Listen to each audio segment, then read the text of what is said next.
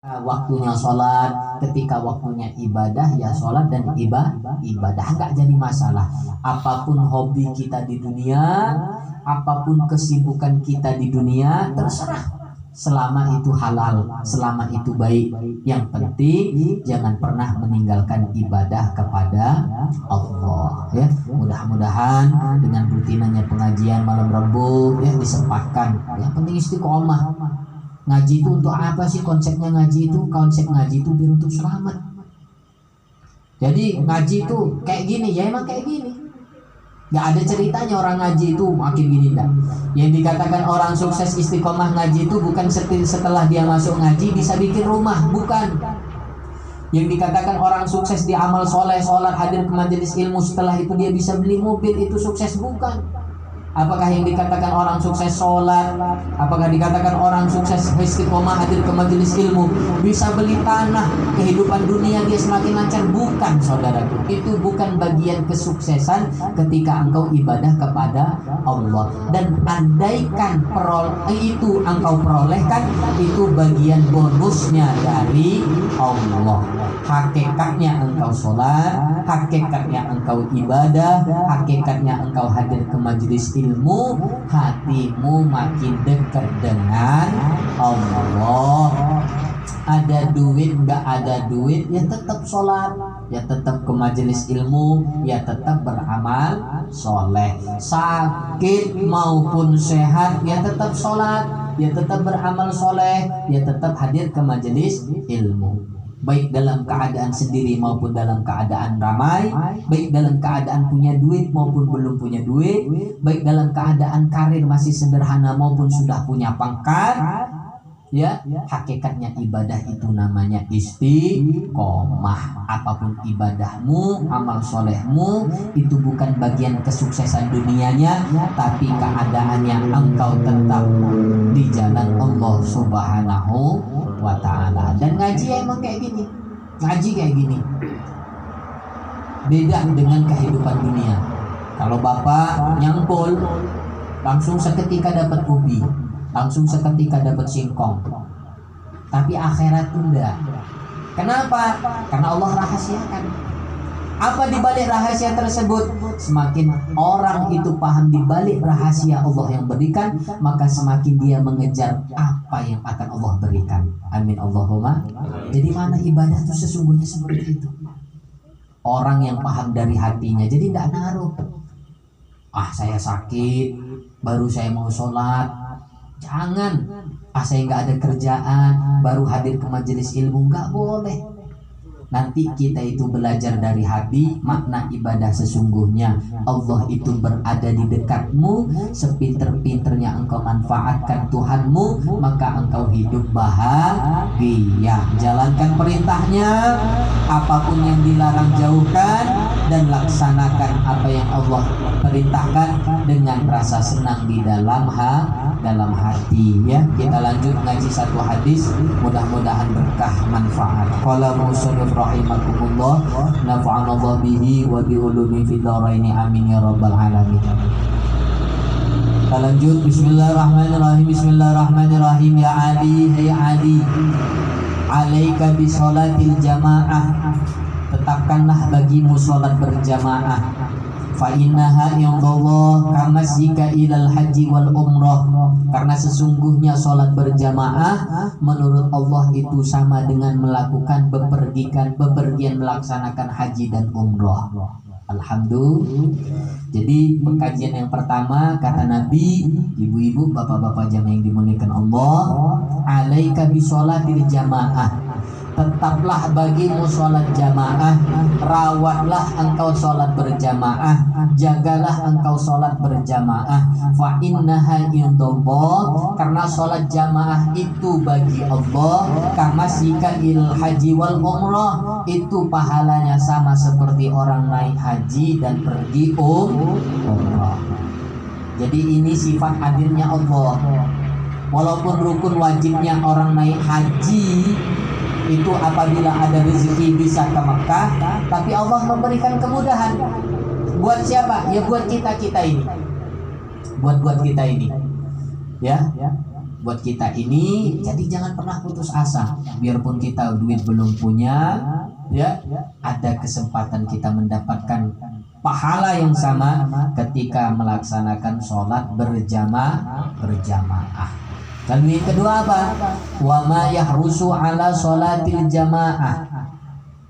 Dan tiada seseorang yang senang sholat berjamaah illa rajulun mu'minun, kecuali orang yang benar-benar mukmin yang dicintai Allah. Wa ma yazhudu fiha ila munafiqun qad abghadahullah. Ya, dan tidak pula seseorang yang tidak suka berjamaah melainkan hanyalah orang yang munafik yang dibenci oleh Allah Subhanahu wa taala. Dan ini kalimat Nabi, ini bukan kalimat saya. Jadi sering saya ceramah nyampein sholat jamaah, jangan sholat sendiri, itu bukan kalimat saya. Tapi siapa yang menyampaikan? Nabi Muhammad sallallahu alaihi wasallam. Apa kata Nabi? Wa ma yazhudu fiha illa munafiqun qad abghadahullah. Dan tidaklah pula seseorang yang enggak suka berjamaah melainkan orang tersebut orang munafik dan Allah benci sama dia. Bayangin, dia sholat tapi Allah menganggap dia orang munafik, tapi Allah menganggap yang dia Allah benci, padahal dia sholat. Kenapa? Dia merasa Allah, kan ada orang, saya nggak sholat ke masjid karena saya sholat rumah itu lebih khusyuk. Sehebat apapun engkau khusyuk, di pandangan Allah engkau itu orang munafik. Allah, saya nggak mau sholat di masjid. Di masjid itu ribut anak-anak. Biarpun banyak ributnya anak-anak di dalam masjid, itu lebih Allah cintai walaupun engkau merasa sholat sunyi di dalam rumah. Naudzubillahimin. Jadi kalau ada teman, ada saudara yang ngomong saya sholat di rumah, itu orang munafik. Siapa yang ngomong? Bukan saya ini nih. Nabi langsung. Wa ma yazhudu fiha illa munafiqun. Maka orang tersebut Allah golongkan orang munafik. Qad abghadahullah, dan orang tersebut yang dibenci oleh Allah.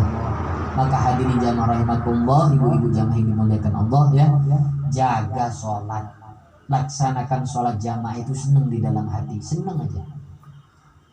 Karena ada sholawat apa? Wahai sholatullah, semua mukmin mukminat, ayo sholat, ayo berjamaah dengan sholat, ganjarannya 27 derajat untuk bekal selamat akhirat. Siapa yang sholat dua berjamaah, ganjarannya 27 derajat. Artinya apa Bapak-bapak Ibu jamaah yang dimuliakan Allah? Ini pesan Nabi. Kalau kita ingin bahagia, mendapat ganjaran yang besar, jaga sholat jamaah.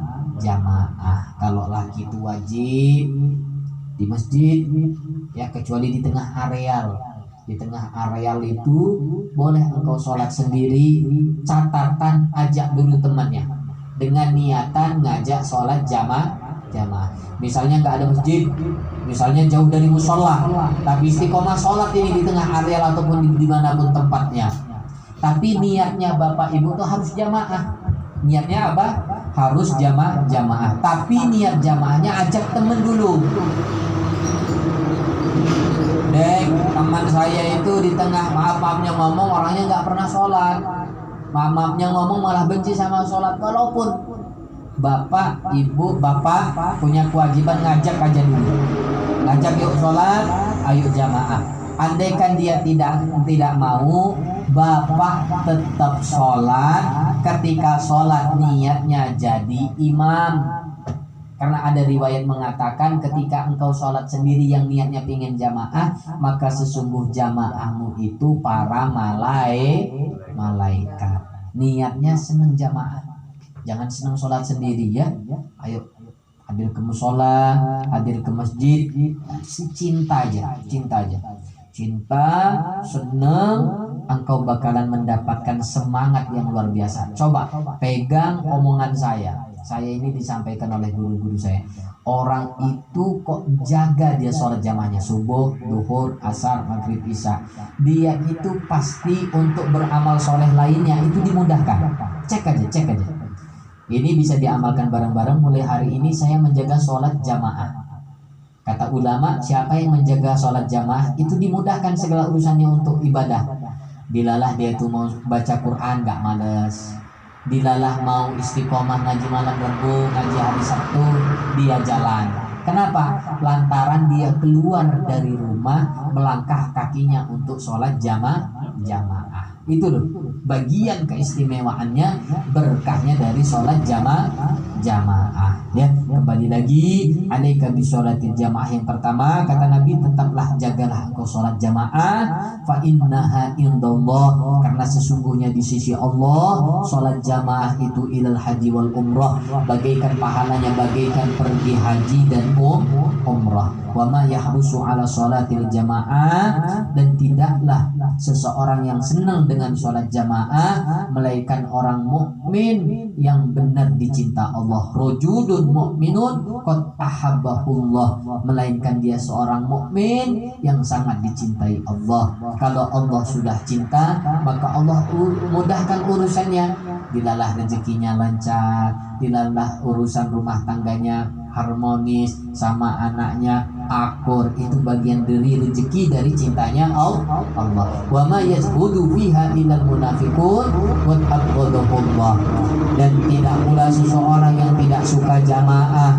Orang itu benci dengan jamaah, apapun alasannya dia nggak mau jamaah. Misalnya dia ngomong masjidnya rame, dia ngomong sholat di rumahnya khusyuk. Hati-hati teman-teman, apa kata Nabi? Engkau nanti digolongkan illa munafikun, nanti Allah golongkan engkau orang munafik. Qad abghadahullah, dan Allah benci dengan orang yang tidak suka sholat jamaah. Pokoknya niat sholatnya berjamaah. Paham ya? Jangan yang sendiri-sendiri. Jangan. Biarpun di dalam rumah misalnya atau udur, minimal ajak istri sama anak sholat jamaah. Itu pun ada uzur. Uzur itu halangan, keringanan. Kalau emang dilegakan oleh Allah, laksanakan sholat jamaah di masjid maupun di musola ya. Mudah-mudahan apa yang disampaikan Nabi bisa kita amalkan bersama-sama. Amin ya rabbal alamin. Wallahu a'lam bishawab. Al-Fatihah. A'udzubillahi minasyaitonir rajim. Bismillahirrahmanirrahim. Alhamdulillahirabbil alamin. Arrahmanirrahim. Maliki yaumiddin.